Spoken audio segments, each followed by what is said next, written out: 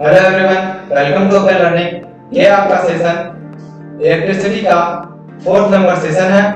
हम लोगों ने पिछले सेशन में बहुत कुछ को पढ़ लिया था। बाकी बची हुई चीज को आज हम लोग कुछ कवर करेंगे, जिसमें सबसे पहले हम लोग इलेक्ट्रिक फील्ड को जानेंगे, फिर रेजिस्टेंस को जानेंगे, फिर ओम्स लॉ को जानेंगे और साथ ही साथ कॉम्बिनेशन ऑफ रेसिस्टर को जानेंगे, जिसमें हम लोग सीरीज कॉम्बिनेशन का डेरिवेशन को भी देखेंगे। तो स्टार्ट करते हैं इस प्यारे सेशन को। इलेक्ट्रिक फील्ड को हम लोग जानेंगे कि ये क्या है।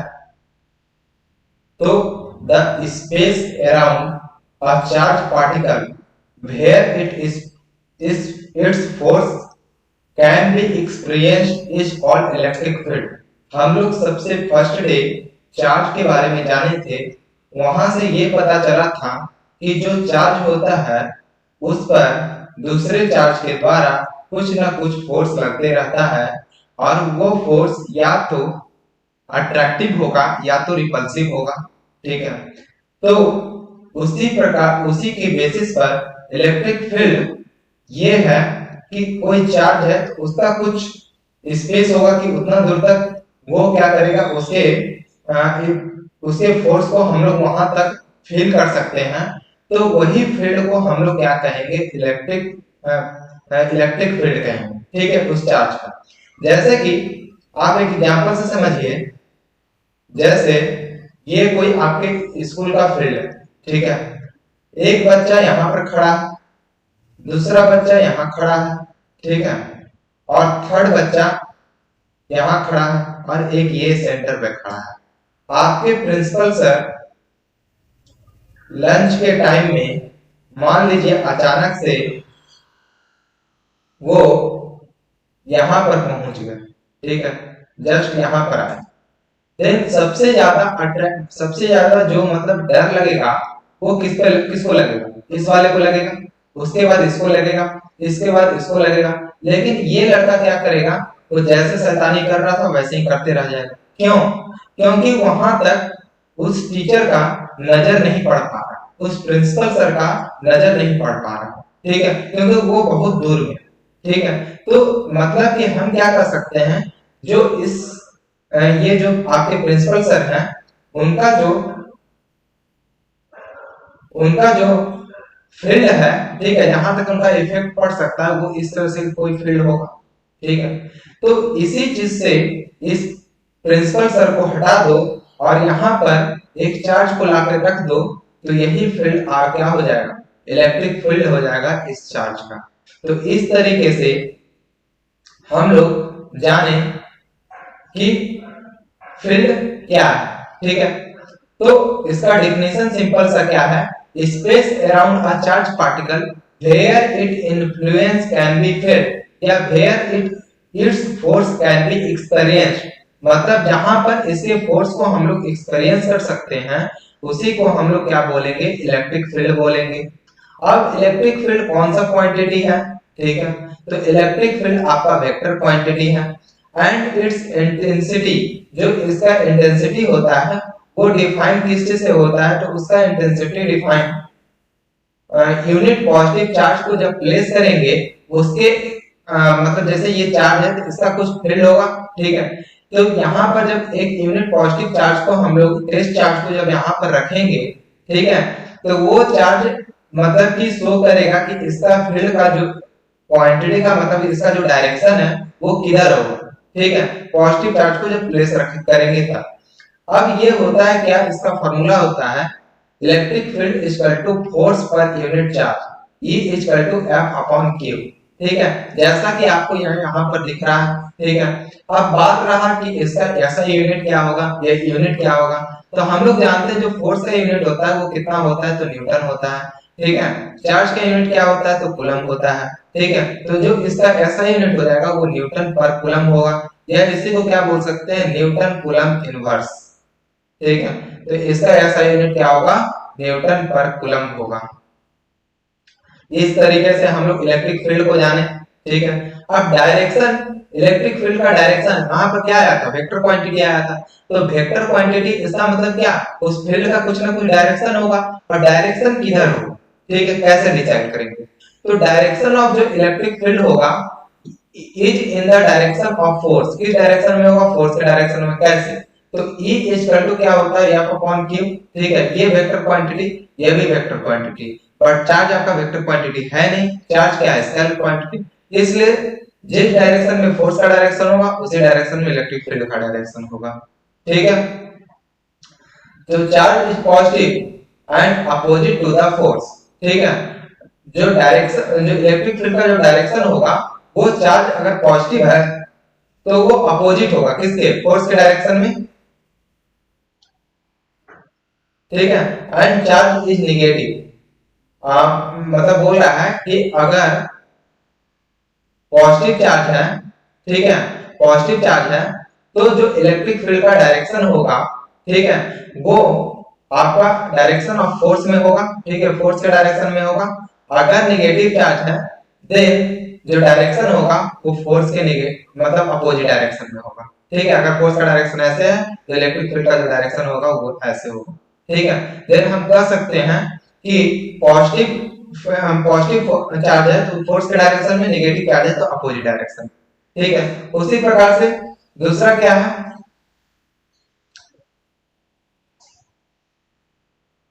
दूसरा क्या है आपका, imagine line drown around a electric field among which a free isolated positive charge move, ठीक है। Imaginary electric field line of force क्या है, ठीक है, या फिर इलेक्ट्रिक फील्ड लाइन क्या है। नेक्स्ट टॉपिक है आपका क्या चीज, इलेक्ट्रिक फील्ड लाइन क्या है। तो इलेक्ट्रिक फील्ड लाइन, तो an imaginary line drown around a charge which shows the electric field intensity, then it is known as electric field line of force, ठीक है। जो इमेजिनरी लाइन को हम लोग ड्रा करते हैं इलेक्ट्रिक फील्ड के अलोंग, ठीक है, जो कि फ्री होता है, आइसोलेटेड होता है, कहां से, पॉजिटिव चार्ज से, ठीक है, उसी को हम लोग क्या कहेंगे, इलेक्ट्रिक फील्ड लाइन कहेंगे। जैसे कि ये चार्ज आपका Q है, ठीक है, तो अगर ये पॉजिटिव चार्ज रहा या नेगेटिव चार्ज रहा, कुछ भी रहा, तो इसका भी डायरेक्शन अभी हम लोग देखेंगे, ठीक है। तो ये देखिए इस तरीके से जो ये इमेजिनरी लाइन जो ये निकला, ठीक है, इमेजिनरी लाइन को हम लोग ड्रा किए, एक्चुअली में कोई लाइन नहीं होता है, हम लोग खुद से इमेजिन करते हैं, इसलिए इसे हम लोग इमेजिनरी लाइन कहते हैं, और यही होता है इलेक्ट्रिक फील्ड लाइन, ठीक है। नेक्स्ट है property of electric field line. Property क्या क्या है इलेक्ट्रिक फील्ड लाइन का, तो लाइन ऑफ फोर्स, ठीक है, जो लाइन ऑफ फोर्स है diverse radially from positive charge and converse at negative charge, ठीक है। डाइवर्ज होता है कहां से, पॉजिटिव चार्ज से, और कन्वर्स होता है कहां पर, नेगेटिव चार्ज पर। मतलब कि पॉजिटिव चार्ज से निकलेगा और नेगेटिव चार्ज पे आकर के क्या होगा, खत्म होगा, ठीक है। तो जैसा कि आप देख सकते हैं यहाँ पर, ये देखिए आपके सामने क्या है, एक ये पॉजिटिव चार्ज,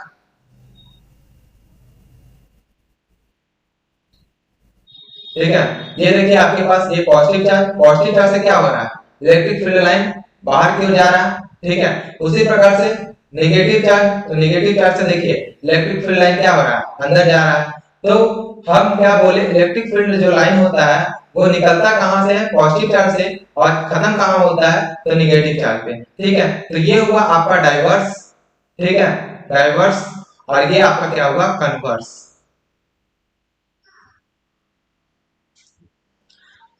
उसी प्रकार से नेक्स्ट पॉइंट है tangent drawn at any point on the given on the lines gives the direction of force, ठीक है। जो टेंजेंट हम लोग ड्रा करेंगे किसी भी पॉइंट पर जो डायरेक्शन ऑफ फोर्स के, तो वही आपको शो करेगा, क्या चीज, डायरेक्शन ऑफ फोर्स को शो करेगा। जैसे इलेक्ट्रिक फील्ड लाइन है, ये पॉजिटिव चार्ज है, ठीक है, ये पॉजिटिव चार्ज और ये नेगेटिव चार्ज, ठीक है। तो यहां से मान लेते हैं ये ऐसे करके गया, तो इस पॉइंट पर अगर हमें फोर्स का डायरेक्शन देखना है तो इसी पॉइंट पे आप क्या कर दो, टेंजेंट को ड्रा कर दो, ठीक है। यही वाला डायरेक्शन हो गया क्या चीज, फोर्स का डायरेक्शन।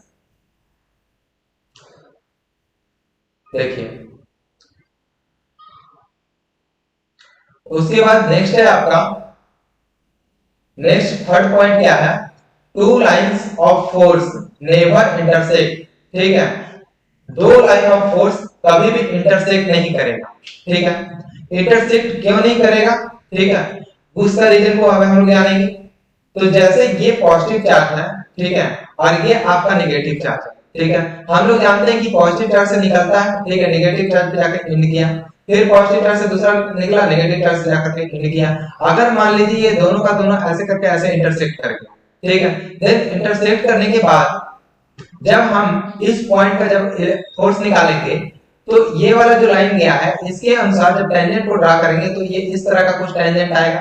तो यहाँ पर फोर्स का डायरेक्शन ये होगा। अब हम ये ऊपर वाले टेंजेंट ये ऊपर वाले लाइन के अनुसार अगर हम लोग मेजर करेंगे तो ये कुछ इस प्रकार से आएगा। तो हम देख सकते हैं एक ही पॉइंट पर दो फोर्स का डायरेक्शन आ रहा है, ठीक है, जबकि ये पॉसिबल नहीं है किसी भी वेक्टर क्वांटिटी के लिए कि एक ही जगह पर उसका दो डायरेक्शन हो, ठीक है, और ये दो डायरेक्शन मतलब कि दो डायरेक्शन शो कर रहा है, इसलिए ये कभी पॉसिबल नहीं है कि आपका इलेक्ट्रिक फील्ड जो लाइन होगा वो कभी इंटरसेक्ट करेगा, ठीक है। देन ये तीसरा स्टेटमेंट हम लोग इस प्रकार से समझे, ठीक है, देखिए यहाँ लिखा हुआ भी है इफ दे इंटरसेक्ट, अगर ये इंटरसेक्ट करता है there will be a two direction of electric field, तो यहाँ पर दो डायरेक्शन होगा किसका, इलेक्ट्रिक फील्ड का, at a point of intersection which is impossible, जो कि पॉइंट ऑफ इंटरसेक्शन के पास जो फोर्स का डायरेक्शन होगा वो दो को होगा जो कि इम्पॉसिबल है, ठीक है। नेक्स्ट हम लोग देखेंगे क्या चीज, these lines are tendency to contract, ठीक है, ये जो सारा लाइंस होता है इसके पास टेंडेंसी होता है किस चीज का, कॉन्ट्रैक्ट करने का, ठीक है, कॉन्ट्रैक्ट मतलब एक दूसरे को मतलब मिलने का। जैसे कि यहाँ से पॉजिटिव से ये वाला निकला, ठीक है, और ये जाकर के देख रहे हैं हम लोग कहां पर, ये नेगेटिव पर जाकर के ये मिल रहा है, ठीक है, ये नेगेटिव से ऐसे करके ऐसे एंटर कर रहा है, मतलब पॉजिटिव से निकला और नेगेटिव में जाकर के ये इस तरह से एंटर किया। उसी तरह से ये वाला देखिए आप पॉजिटिव से निकला और ये कहां जाकर के नेगेटिव में एंटर किया। उसी प्रकार से ये देखिए, ठीक है, और ये कुछ कुछ लाइन जो कि इस डायरेक्शन में जा रहा है, ठीक है। तो इस तरीके से हम लोग देख लिए कि ये प्रॉपर्टीज ऑफ लाइंस को हम लोग देख लिए।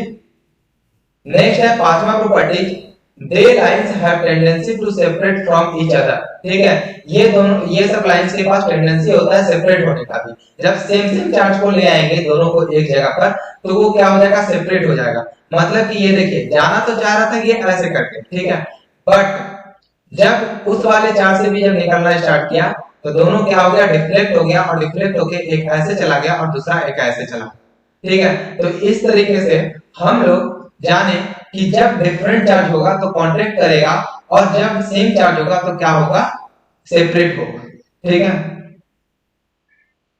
नेक्स्ट है 6 number, total line of force may be fraction as line of force, ठीक है, जो टोटल लाइन ऑफ फोर्स होगा वो मे बी क्या हो सकता है, फ्रैक्शन हो सकता है इसका लाइन ऑफ फोर्स का, मतलब कि कोई एक पार्ट हो सकता है, ठीक है। इस प्रकार से 6 प्रॉपर्टी को हम लोग जाने।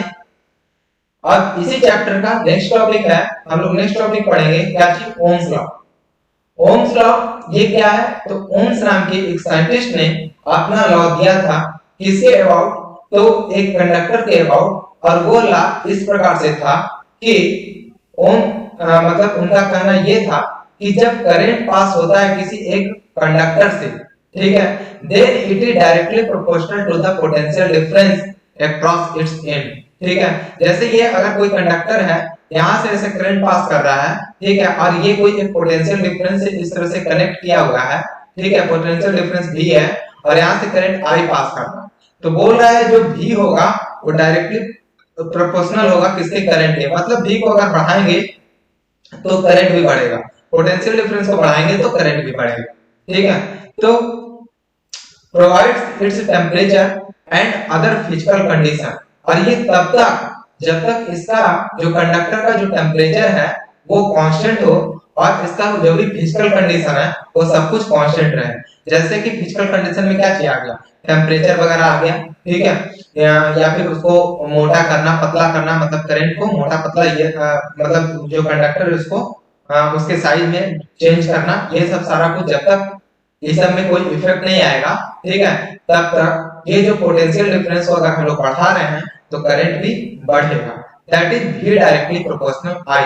अब ये डायरेक्टली प्रोपोर्शनल को हटाने के लिए हम लोग एक कांस्टेंट को लिए, वो है R, ठीक है। और इसी एक कांस्टेंट का नाम हम लोग देते हैं क्या चीज, रेजिस्टेंस, ठीक है, रेजिस्टेंस। जहां पर देखिए ये लिखे हैं R is the constant called resistance of the conductor, जो कि रेजिस्टेंस होता है कंडक्टर का। ये भी आपका एक क्या है, प्रॉपर्टीज है किसका, कंडक्टर का, ठीक है। अब इस रेजिस्टेंस के बारे में हम लोग जानेंगे, उससे पहले हम लोग देखेंगे रिलेशन किसमें, V I और R में। तो V इक्वल टू क्या था, I R, देन यहां से हम क्या लिख सकते हैं, R equal to V upon I, ठीक है, R equal to V upon I, ठीक है।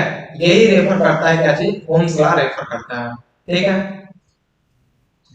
It is quite clear the above equation that, ठीक है, जो ऊपर का जो इक्वेशन है वो क्लियर इस प्रकार से होता है, ठीक है, कि करंट है जो कि प्रोपोर्शनल है किसके, पोटेंशियल डिफरेंस से, जो कि हमने अभी पहले जस्ट बताया अभी तुरंत, ठीक है, between the ends of the resistor. ये जो रेजिस्टर है उसके बीच में जो करंट फ्लो कर रहा है वो डायरेक्टली प्रोपोर्शनल होगा किसके, तो पोटेंशियल डिफरेंस के, ठीक है। इफ V इज कांस्टेंट, अगर V को कांस्टेंट हम लोग रखेंगे, then current is also then current is inversely proportional to the resistance. जब हम लोग V को ही कांस्टेंट कर लेंगे, इसको अगर कांस्टेंट कर लेंगे, देन ये कांस्टेंट हो गया, देन क्या होगा, I को अगर बढ़ाए तो रेजिस्टेंस घटेगा, I को घटाए देन रेजिस्टेंस बढ़ेगा, ठीक है। मतलब I इनवर्सली प्रोपोर्शनल हो जाएगा किसके, तो रेजिस्टेंस के, ठीक है।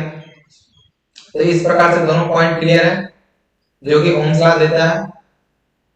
अब ओम्स लॉ में जो करंट और पोटेंशियल डिफरेंस का जो ग्राफ बनेगा, वो ग्राफ हमेशा क्या बनेगा, स्ट्रेट लाइन बनेगा, ठीक है।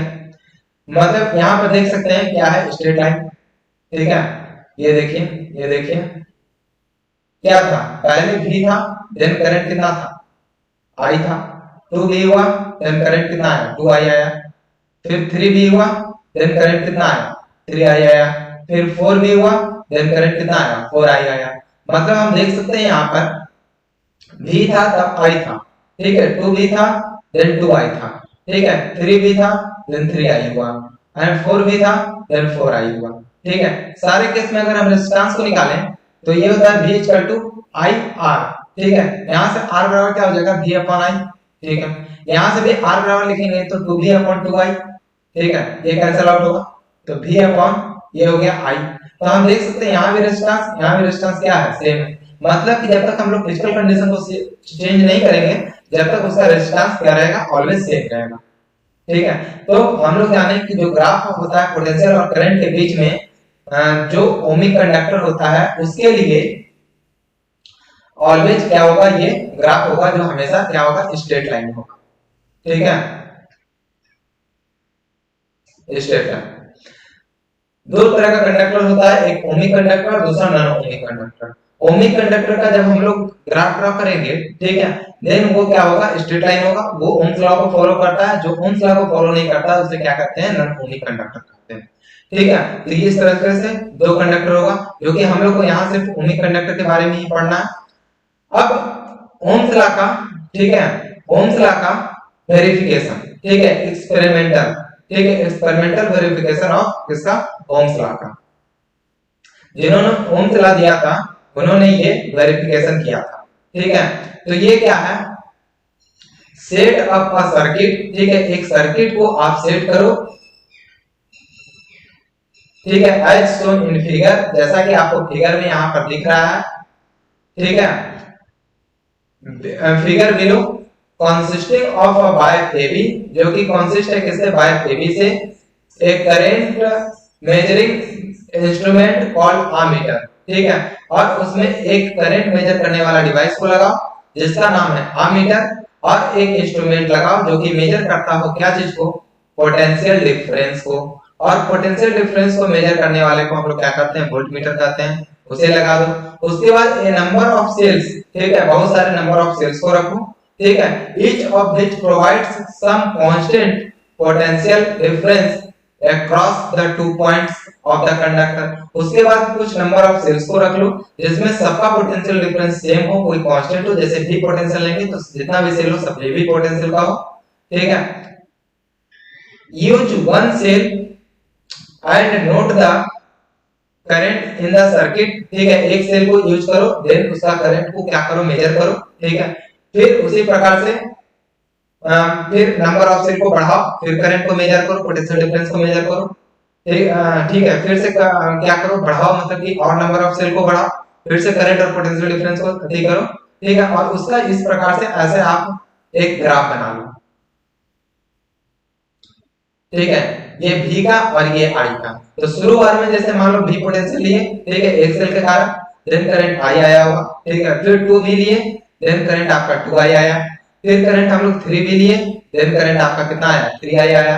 तो इस प्रकार से अब आप क्या करो, रेजिस्टेंस को फाइंड आउट करो, या फिर इसका तुम क्या कर लो, ग्राफ बना लो। तो ग्राफ बनाओगे तो या तो स्ट्रेट लाइन आ जाएगा, अगर तुम ग्राफ नहीं बनाना चाहते तो यहाँ से रेजिस्टेंस निकालो, ऑलवेज क्या आएगा, V अपॉन I आएगा, यहाँ पर भी V अपॉन I आएगा, यहाँ पर भी V अपॉन I आएगा। देख रहे हैं यहाँ पर R क्या है, कांस्टेंट है, देन यहाँ पर क्या हो रहा है, ओम्स लॉ को वेरीफाई कर रहा है, ठीक है। तो देखिए इन note the successive reading of the ammeter and voltmeter, ठीक है, जो अमीटर और वोल्टमीटर का जो रीडिंग आएगा, ठीक है, we will find that with two cells in the circuit, जब हम लोग दो सेल्स को रखते हैं सर्किट में, the current would be 2I, ठीक है, तब करंट कितना आएगा, 2I, and the potential difference 2 volt, ठीक है, और पोटेंशियल डिफरेंस कितना आएगा, 2 वोल्ट आएगा। Similarly when 3 cells are used and the current is 3I, जब हम लोग 3 सेल्स को यूज करते हैं तो करंट आता है 3I, एंड पोटेंशियल डिफरेंस कितना आता है आपका 3 वोल्ट। इसी प्रकार से सो ऑन चलते चलेंगे, ठीक है। इसका प्रिकॉशन क्या रखना है, ठीक है, कोई भी एक्सपेरिमेंट करते हैं तो कुछ प्रिकॉशन को रखना पड़ता है। तो प्रिकॉशन इसमें ये रखना है, जो कि मतलब करंट जो फ्लो होगा वायर से, ठीक है, वो कंटीन्यूअस हमें not to allow the current to flow in a wire continuously, ठीक है। इसमें हमेशा मतलब कि करंट मतलब कि रेगुलर फ्लो नहीं होने देना है। This can be done by taking of the plug की, ठीक है, आप प्लग की को ऑफ करके ऑन करके इसको इस एक्सपेरिमेंट को बारी-बारी से करो। अगर करंट को फ्लो होने दे दिया तो आपको भी करंट लग सकता है, ठीक है। तो इस प्रकार से ओम्स लॉ का वेरिफिकेशन हुआ। देख रहे हैं यहाँ पर 3 नंबर ऑफ सेल है, ठीक है, इसको बारी-बारी से हम लोगों ने चेंज किया है, और ये है आपका पोटेंशियल डिफरेंस।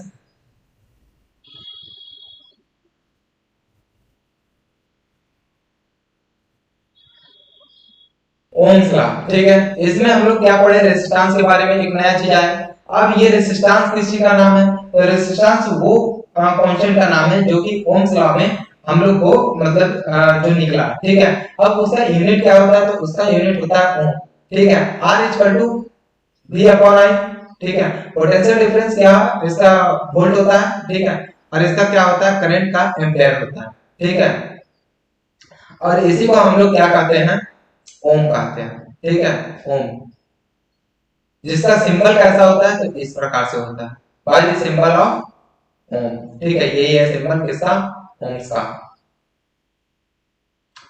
1 ओम का डेफिनेशन क्या है, तो 1 ओम हम लोग को कैसे फाइंड आउट होगा, 1 ओम, ठीक है, कैसे फाइंड आउट होगा, जब इस वोल्टेज को भी हम क्या करते हैं 1 वोल्ट कर दें, और यहाँ करंट को भी कितना कर दें 1 एम्पीयर कर दें, ठीक है। तो देन हम क्या कर सकते हैं, the potential difference of 1 volt, ठीक है, is applied to the ends of a conductor, applied कर रहे हैं किसी एक कंडक्टर के एंड्स पर, ठीक है। Then the current flowing is giving then the giving current is flowing is equal to 1 ampere.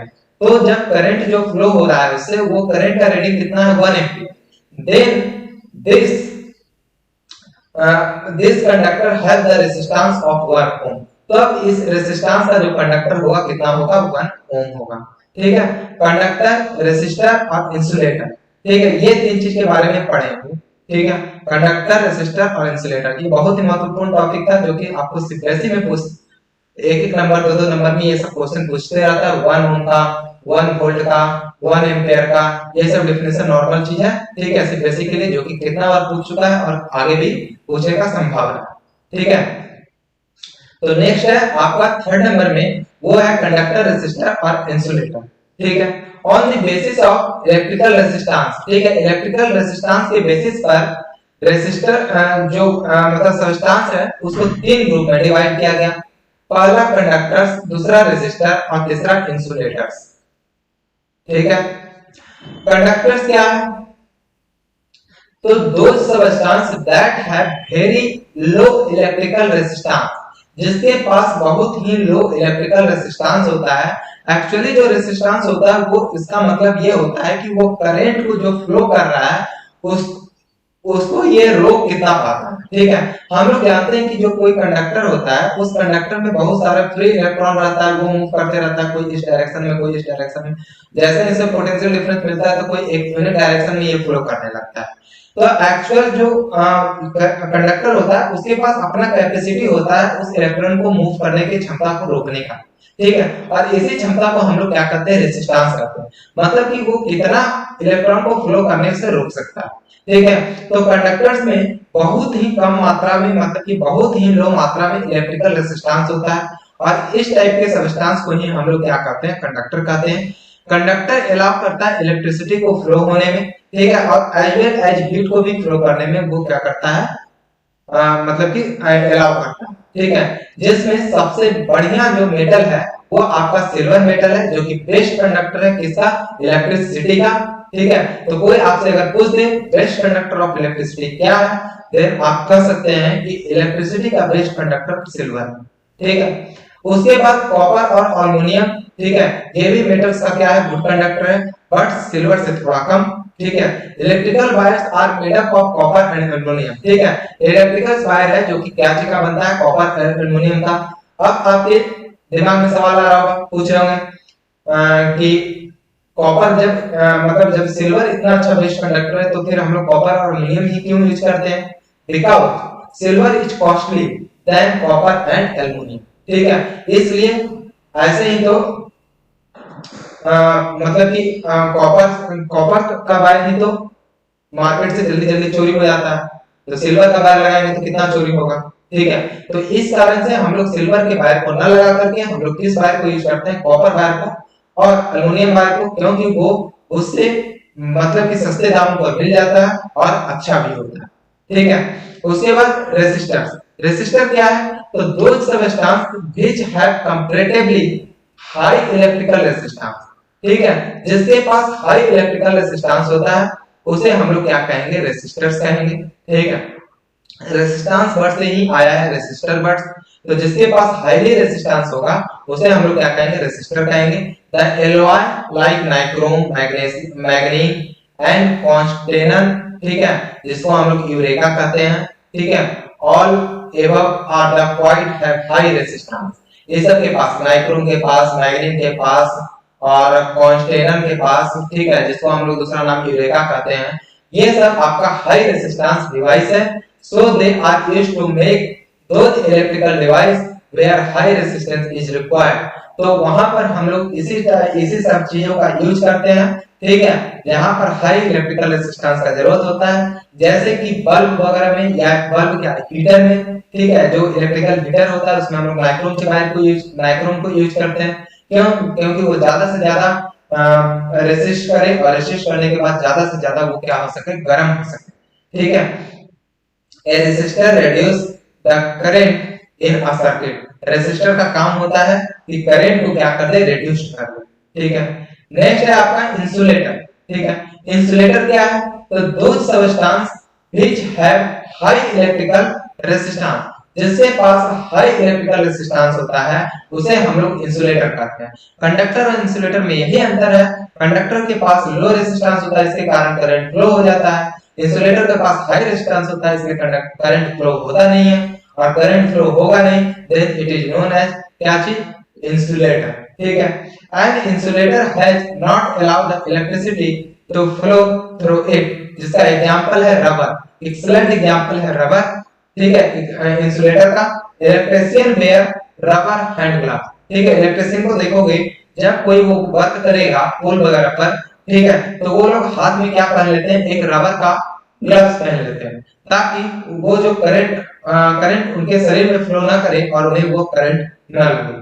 ठीक है, would is a good insulator. ठीक है, वुड भी एक क्या है, आपका गुड इंसुलेटर है।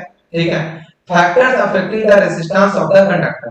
तो फैक्टर कौन कौन सा है जो रेजिस्टेंस को क्या करता है, मतलब रेजिस्टेंस ऑफ ए कंडक्टर को अफेक्ट करता है। तो जिसमें सबसे पहला जो फैक्टर है वो है आपका लेंथ ऑफ कंडक्टर। ठीक है, कि कंडक्टर का लेंथ कितना है। ठीक है, लेंथ कितना है, लेंथ मायने रखता है। अगर और ये किस प्रकार से रहता है, तो the resistance of a given conductor is directly proportional to the its length. ठीक है, जो रेजिस्टेंस ऑफ कंडक्टर है वो डायरेक्टली प्रोपोर्शनल है किसके, लेंथ के। ठीक है, तो इसे हम इक्वेशन फर्स्ट मान लिए। इसी प्रकार से नेक्स्ट है आपका area of cross section of a conductor. ठीक है, क्रॉस सेक्शन, जैसे ये कंडक्टर है तो इसका ये एरिया ऑफ क्रॉस सेक्शन कितना, ठीक है, जो कि आपका इनवर्सली प्रोपोर्शनल होता है। Resistance of a given conductor is inversely proportional to the area of cross section. ठीक है, मतलब आर इनवर्सली प्रोपोर्शनल किसका, एरिया ऑफ क्रॉस सेक्शन। ठीक है, ये इक्वेशन नंबर आपका क्या हो गया, 2 हो गया। अब फ्रॉम इक्वेशन फर्स्ट और 2 से चलेंगे, देन क्या हम पाएंगे, r directly proportional L upon A. अब यहाँ पर डायरेक्टली प्रोपोर्शनल का सिंबल है, इसे हटाने के लिए कांस्टेंट का यूज करेंगे और वो कांस्टेंट आपका रो। ठीक है, रो L अपॉन ए, और इसको हम लोग पढ़ते हैं रो, और यही होता है आपका रेसिस्टिविटी। ठीक है, एक नया कांस्टेंट आया वो है आपका रेसिस्टिविटी। ठीक है, तो हम लोग जब ओम्स लॉ को डिफाइन कर रहे थे तो वहां आया आपका रेजिस्टेंस, और यहाँ पर हम लोग फैक्टर्स को देख रहे थे रेजिस्टेंस को इफेक्ट करने वाला, तब एक नया कांस्टेंट आ गया, वो है आपका रेसिस्टिविटी, जो कि डिपेंड करता है किस पे, नेचर ऑफ मटेरियल पे। ठीक है, नेक्स्ट और थर्ड वो किस पे, जो तीसरा है आपका रेजिस्टेंस, वो किस पे डिपेंड करता है, तो on increase the temperature of a conductor. ठीक है, टेम्परेचर पर वो डिपेंड करता है। ठीक है, अगर टेम्परेचर को बढ़ाएंगे, ठीक है, रेजिस्टेंस का, then it will increase, then ये क्या होगा, इसका रेजिस्टेंस इंक्रीज होगा, and on decrease the temperature then resistance is decrease. अगर टेम्परेचर को बढ़ाएंगे देन रेजिस्टेंस क्या, टेम्परेचर को घटाएंगे देन रेजिस्टेंस क्या होगा, डिक्रीज होगा। ठीक है, अब रेसिस्टिविटी को हम लोग दूसरा नाम क्या देते हैं, स्पेसिफिक रेजिस्टेंस। ठीक है, रेजिस्टेंस के टर्म में रेसिस्टिविटी का दूसरा नाम देते हैं स्पेसिफिक रेजिस्टेंस, मतलब किसी के कंपेयर में नहीं। ठीक है, वो खुद का मतलब कि स्पेसिफिक, स्पेसिफिक मतलब क्या होता है, किसी के कंपेयर में। ठीक है, तो R equal to rho L upon A. ठीक है, तो यहां से अगर रो का वैल्यू निकालना चाहें तो क्या हो जाएगा, RA अपॉन L। ठीक है, वही चीज यहां पर दे रखा है, rho equal to RA upon L। ठीक है, और डेफिनेशन ऑफ रेसिस्टिविटी क्या है, तो definition of resistivity, the resistivity of a substance is numerical value. ठीक है, न्यूमेरिकली इक्वल टू द, जो रेसिस्टिविटी होगा किसी भी कंडक्टर का, वो न्यूमेरिकली इक्वल किसके होगा, तो जब हम लोग 1 मीटर लॉन्ग कंडक्टर को लेंगे और उसका क्रॉस सेक्शन 1 मीटर स्क्वायर होगा। ठीक है, और उसका रेजिस्टेंस भी कितना होगा, 1 ओम होगा, देन उस वक्त जो उसका रेसिस्टिविटी निकलेगा, ठीक है, वही हो जाएगा क्या चीज, product of resistance into area और divided by length of conductor. ठीक है, अब इसे यूनिट पे चर्चा करेंगे, यूनिट क्या है, तो रो इक्वल टू हम लोग जानते हैं, सॉरी, आर इक्वल टू जानते हैं रो एल अपॉन ए। यहां से रो इक्वल टू हो जाएगा R A upon L. R का यूनिट होता है ओम, एरिया का यूनिट होता है मीटर स्क्वायर, लेंथ का यूनिट होता है मीटर। ठीक है, तो यहां से 1 मीटर से 1 मीटर खत्म। ठीक है, बच क्या गया आपके पास, ओम मीटर। ठीक है, तो जो यूनिट होगा वो क्या होगा, ओम मीटर। यह सा यूनिट जो रेसिस्टिविटी का होता है वो क्या होता है, ओम मीटर। ओम मीटर को हम लोग सिंबलाइज कैसे करते हैं, तो इस तरीके से करते हैं, ओम मीटर।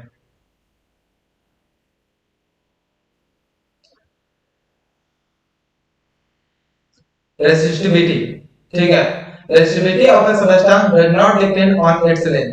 जो रेसिस्टिविटी होता है सब्सटेंस का, वो डिपेंड नहीं करता किसी पर, लेंथ पर और थिकनेस पर। ठीक है, थिकनेस पर, it depends only on the nature. ठीक है, ये सिर्फ डिपेंड करता है किस चीज पर, नेचर ऑफ द सब्सटेंस पर। ठीक है, सब्सटेंस का नेचर क्या है, the resistivity of the substance is the characteristic property. ठीक है, जो रेसिस्टिविटी होता है सब्सटेंस का, वो क्या होता है, कैरेक्टरिस्टिक प्रॉपर्टी होता है। ठीक है, उस मटेरियल का, so we can use the resistivity to compare the resistance of the two or more substance, ठीक है। हम लोग अभी देखें r equal to rho L upon A, ठीक है, और लेंथ और एरिया को कांस्टेंट कर दें, ठीक है। तो अगर दो कंडक्टर दे रखा है, ठीक है, एक कंडक्टर ये है और दूसरा कंडक्टर ये है, ठीक है, तो दोनों के हम रेजिस्टेंस को कंपेयर कर सकते हैं किससे, तो रेजिस्टिविटी के। जिसका रेजिस्टिविटी ज्यादा उसका रेजिस्टेंस ज्यादा, जिसका रेजिस्टिविटी कम उसका रेजिस्टेंस भी क्या चीज कम, ठीक है।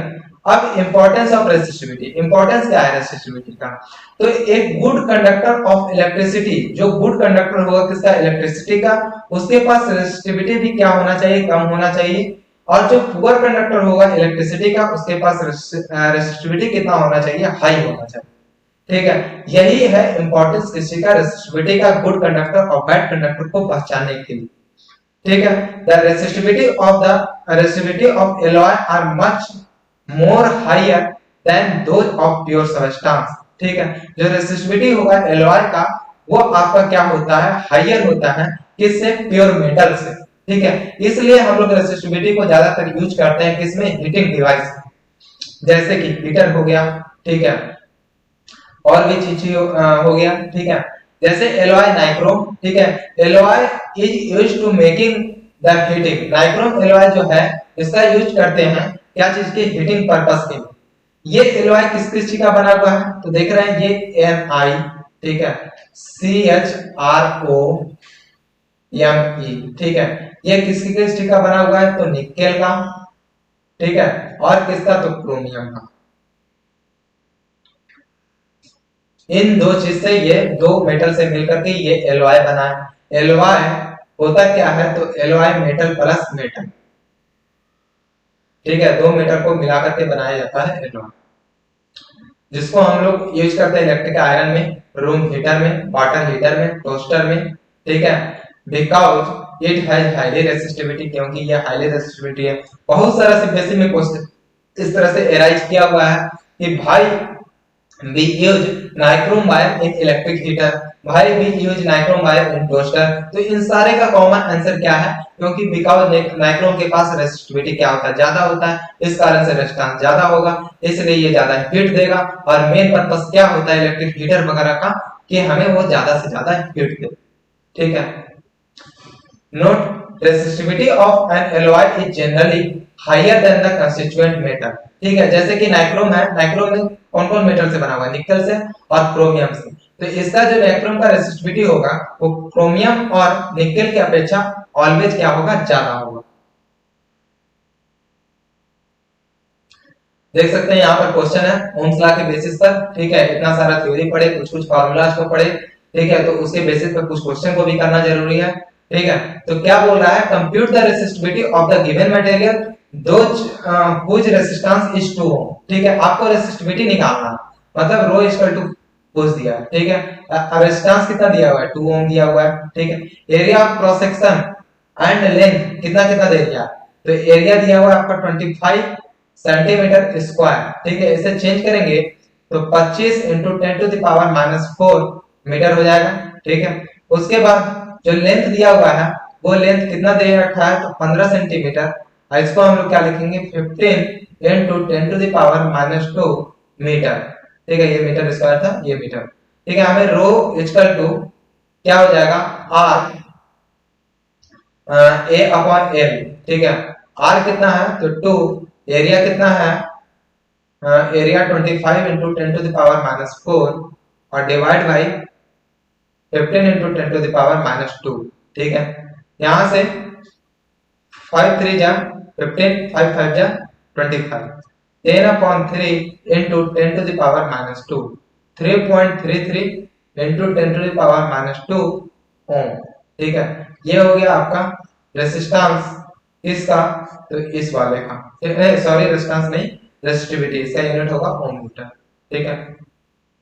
R equal to rho L upon A, ठीक है। तो यहां से रो बराबर हो जाएगा कितना, तो rho sorry R A upon L। तो इस तरीके से हम इसमें वैल्यू पुट किए और आंसर को हम लोगों ने गेन किया। नेक्स्ट क्वेश्चन है इसी ओम्स लॉ पर, the length of the wire is the length and area of wire are given in 0.2 metre and 0.5 metre square, ठीक है। लेंथ आपको दे रखा है कितना, 0.2 मीटर, ठीक है, और एरिया दे रखा है 0.5 मीटर स्क्वायर, ठीक है। रेजिस्टेंस है वो कितना है, 3 ओम है, ठीक है। आपको रेसिस्टिविटी निकालना है, तो R equal to rho L upon A, यहां से फिर से rho equal to R A upon L, ठीक है। R कितना है, तो R कितना है, R 3 है, इनटू ए कितना है 0.5 है, L कितना है 0.2 है, ये पॉइंट से वो पॉइंट कैंसिल आउट, ठीक है। 5 3 जा 15 और डिवाइड बाय 2, ठीक है, ये हो जाएगा 7.5 ओम मीटर, ठीक है। तो इस प्रकार से हम लोग दूसरे नंबर क्वेश्चन को भी सॉल्व कर ली। नेक्स्ट है कॉम्बिनेशन ऑफ रेसिस्टर, ठीक है। रेसिस्टर को किस किस तरीके से हम लोग कंबाइन करते हैं, ठीक है। तो हम लोग इसको मुख्यतः दो तरीके से हम लोग कंबाइन करते हैं, ठीक है, जनरली। सबसे पहला आपका सीरीज कॉम्बिनेशन, दूसरा पैरेलल कॉम्बिनेशन। तो सबसे पहले इस कॉम्बिनेशन के बारे में जानेंगे कि ये कॉम्बिनेशन है क्या, सीरीज कॉम्बिनेशन और पैरेलल कॉम्बिनेशन। तो देखिए मेरे पास मान लीजिए ये दो रेसिस्टर है, ठीक है, ये दो रेसिस्टर है, ठीक है, ये दो रेसिस्टर है, ये दोनों को अगर हम एंड टू एंड इस प्रकार से ऐड कर दिए तो ये हो गया आपका कौन सा, सीरीज कॉम्बिनेशन। अगर हम इसे ऐसे पैरेलल ऐसे ला करके, ठीक है, इसे पैरेलल ऐसे ला करके और उसके बाद इन दोनों में एक वायर, ठीक है, कॉमन वायर निकाल करके, इन दोनों से कॉमन वायर निकाल करके उसे पोटेंशियल डिफरेंस में ऐड कर देंगे, ठीक है।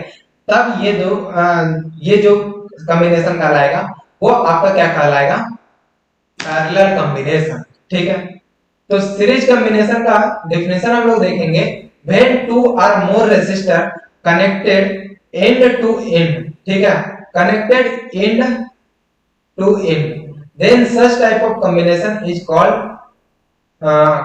such type of combination of resistor is known as series combination, ठीक है।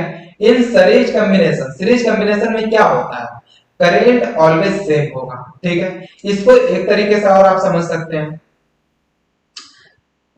जैसे ये मान लीजिए रिवर है, ठीक है, ये रिवर, ठीक है, एक रिवर ऐसे है, दूसरा रिवर ये ऐसे है,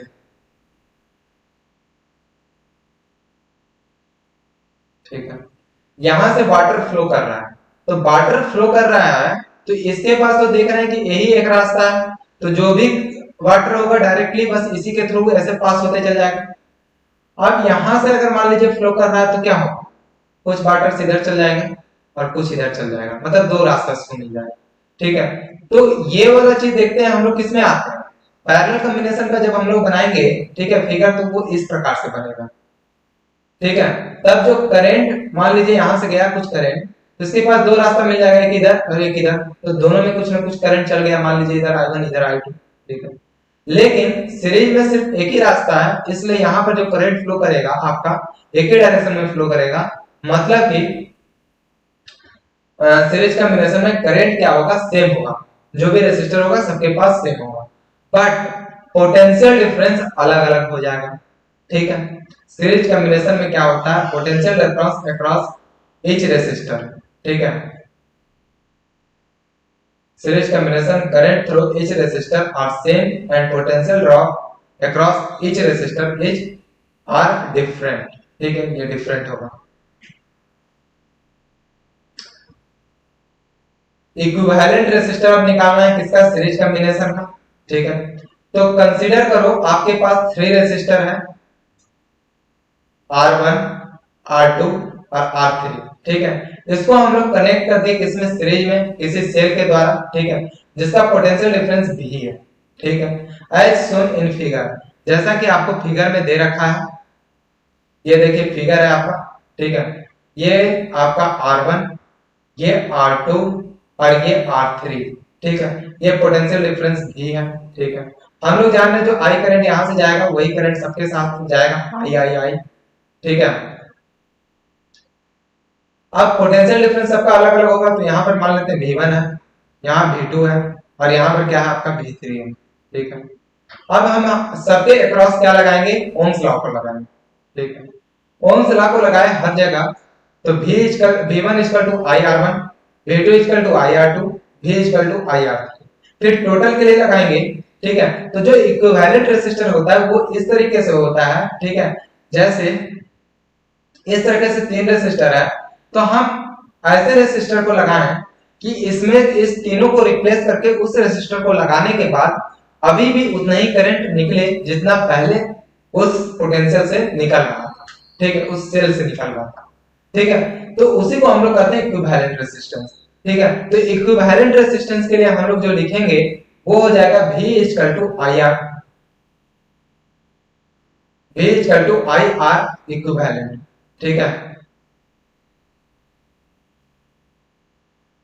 R equivalent, V equal to I R equivalent. जो हम लोग चेंज करके लगाएंगे तो कुछ इस प्रकार से ऐसे लगेगा, ये आपका आर इक्विवेलेंट होगा, ठीक है। इसको इक्विवेलेंट रेसिस्टर को आर इक्विवेलेंट का नाम दे देते हैं, और ये पोटेंशियल V ही था, ठीक है। तब जो इसका हम लोग लिखेंगे इक्वेशन वो हो जाएगा V equal to I R equivalent, ठीक है। अब देखो आपके पास सेम क्या क्या है, I1 आई सबके साथ जा रहा है, ठीक है। V1 plus V2 plus V3 equal to हम लोग क्या जानते हैं, V जानते हैं। अब आप क्या करो, ठीक है, सबके अक्रॉस आप V equal to I R one, V equal to I R two ये सब लगा लो, ठीक है। उसके बाद since V is the total potential, अगर V total potential of circuit का, therefore the conversion of energy P है, ठीक है। जो कंजर्वेशन ऑफ एनर्जी आपके पास रहेगा वही कंजर्वेशन ऑफ एनर्जी को हम यहाँ पर लगाएंगे। तो V equal to V1 plus V2 plus V3, और ये V आपका ये हो गया, ठीक है। IR1 IR2 IR3 किसके जगह, तो V1 के जगह ये, V2 के जगह ये, और V3 के जगह ये, और इस V के जगह हम लोग लिखेंगे इसको I R इक्विवेलेंट को, ठीक है। जिसको कि क्वेश्चन आपको यहाँ पर IRS करके मतलब कि इसको सॉल्व किया गया है। अब देखेंगे इस RHS से I को कॉमन लो, ठीक है। I को कॉमन लोगे तो क्या हो जाएगा, R1 plus R2 plus R3, ठीक है। ये हो गया तीन को, और ये इक्वल टू किसका, IRS के। I से I कैंसिल आउट, देन हम क्या कर सकते हैं, RS equal to R1 plus R2 plus R3, ठीक है। देन R इक्विवेलेंट जो आएगा, ठीक है, सीरीज कॉम्बिनेशन का, वो हो जाएगा R1 plus R2 plus R3, ठीक है। ये देखिए फीचर्स है इसका सीरीज कॉम्बिनेशन का, in a circuit the resistors are connected in series, ठीक है। जो किसी सर्किट में जो रेसिस्टर्स होता है वो कनेक्ट होता है किसी में सीरीज में, देन क्या होता है, ठीक है। जो करंट है जो कि सेम फ्लो करेगा ईच रेसिस्टर ऑफ सर्किट से, ठीक है। उसके बाद the resistance of the combination, जो रेजिस्टेंस होगा कॉम्बिनेशन का वो जो इंडिविजुअल रेसिस्टर होगा उससे क्या होगा, ज्यादा होगा। कैसे, तो R जो इक्विवेलेंट है वो कितना आ रहा है, R1 plus R2 plus R3, ठीक है। इंडिविजुअल रेजिस्टेंस कौन सा है, R1 R2 और R3, तो ये ऑलवेज बड़ा होगा R1 R2 और R3, ठीक है। ये ऑलवेज बड़ा होगा किससे, RS से, ठीक है। देन मतलब ये सेकंड पॉइंट सेटिस्फाई हुआ, ठीक है। इसी प्रकार से नेक्स्ट थर्ड पॉइंट है, the total voltage across the combination of is equal to the sum of the voltage drop across the individual resistor, ठीक है। R1 के अक्रॉस अगर मान लीजिए V1 वोल्टेज ड्रॉप हुआ है, इसके अक्रॉस V2, इसके अक्रॉस V3, देन जब टोटल पोटेंशियल डिफरेंस निकालेंगे तो आएगा V1 plus V2 plus V3, ठीक है। The equivalent resistance is greater than any individual resistance in the series, जो इक्विवेलेंट रेजिस्टेंस होगा वो इंडिविजुअल वाले जो भी रेजिस्टेंस होगा उससे क्या होगा, बड़ा होगा। तो इस तरीके से हम लोग आज का सेशन समाप्त किए, मिलते हैं इसी के साथ नेक्स्ट सेशन में। तब तक के लिए बाय बाय, टेक केयर, पढ़ते रहिए और रिवाइज करके नोट्स को बनाते रहिए, ठीक है।